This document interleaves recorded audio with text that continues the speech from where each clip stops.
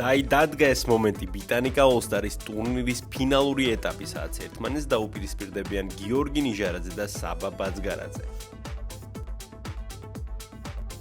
სულ ცოტა ხანში გავიგებთ, ვინ დაეუფლება ბიტანიკა All-Stars ტიტულს და მოიგებს მთავარ პრიზს 300 USDT-ს.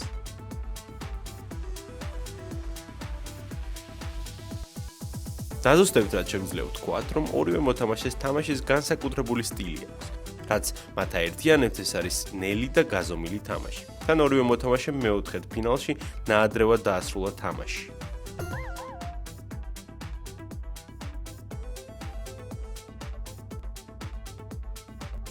მე კი გახსენებთ, რომ ფინალში მცდელობების რაოდენობა იზრდება. ნაცვლად 9-ზე მოთამაშეებს ექნებათ 15 მცდელობა. ვინც უფრო მეტ ქულას დააგროვებს, გახდება ბიტანიკა All-Stars ტურნირის პირველი გამარჯვებული.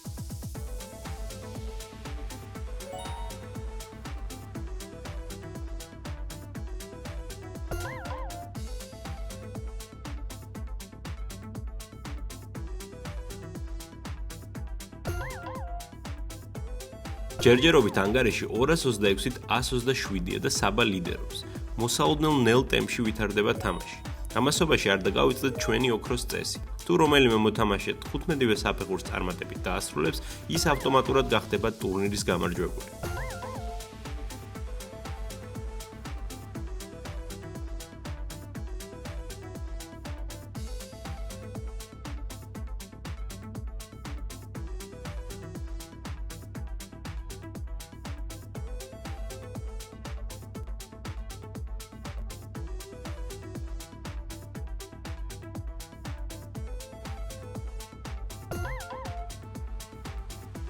ძალიან ახლო ბრძოლას ვადევნებთ თვალს, ანგარიშია 307-ით 353. კვლავ მცირედი უპირატესობით ლიდერობს საბა.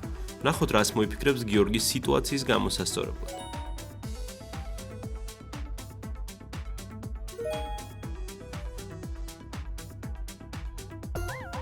და წინ გაიჭრა გიორგი, ორივე მოთამაშეს დარჩა 10 მცდელობა. ნახოთ, როგორ გავითარდება თამაში.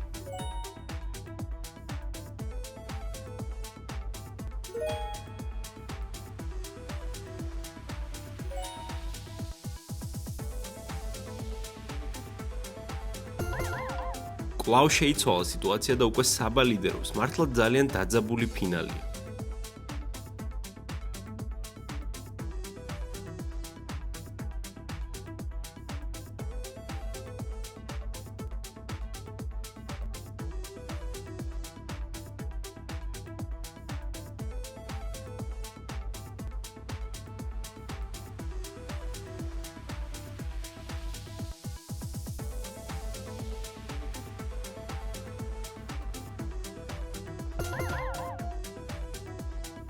რვა მცდელობა დარჩა ორივე მოთამაშეს და ჯერჯერობით მცირედი უპირატესობით ლიდერობს საბა. შეგახსენებთ, რომ ეს ბიტანიკას ბოლო ტურნირი არ არის და თუ მომავალში გინდათ მიიღოთ მონაწილეობა, აუცილებლად ითამაშეთ ჩვენი Telegram თამაში.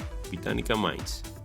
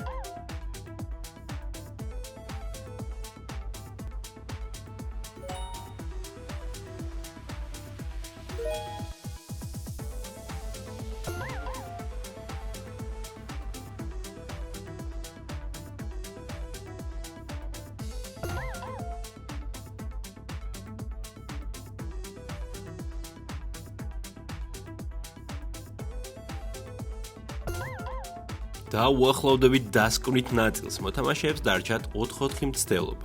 ამ ეტაპისთვის საბა კვლავ ინარჩუნებს ლიდერობას.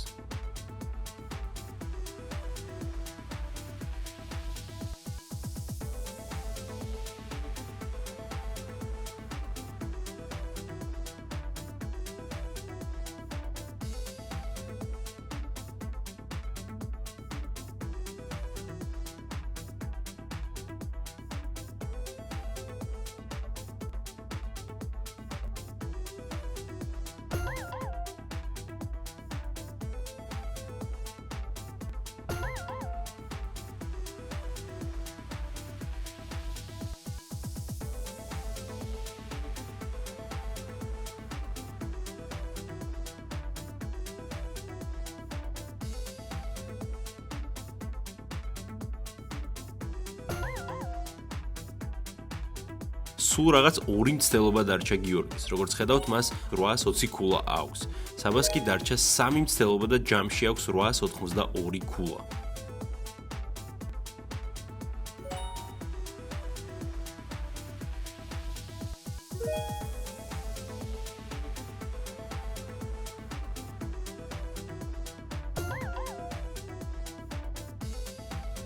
როგორც ხედავთ, აღარ ჩქარობენ მოთამაშეები, გიორგის ბოლო მცდელობა დარჩა, ამიტომ მაქსიმალური ქულები უნდა წამოიღოს, რომ ტურნირის გამარჯვებული გახდეს. მან იცის, რომ ერთი შეცდომაც დაუშვებელია. ამასობაში საბას 1104 ქულა აქვს.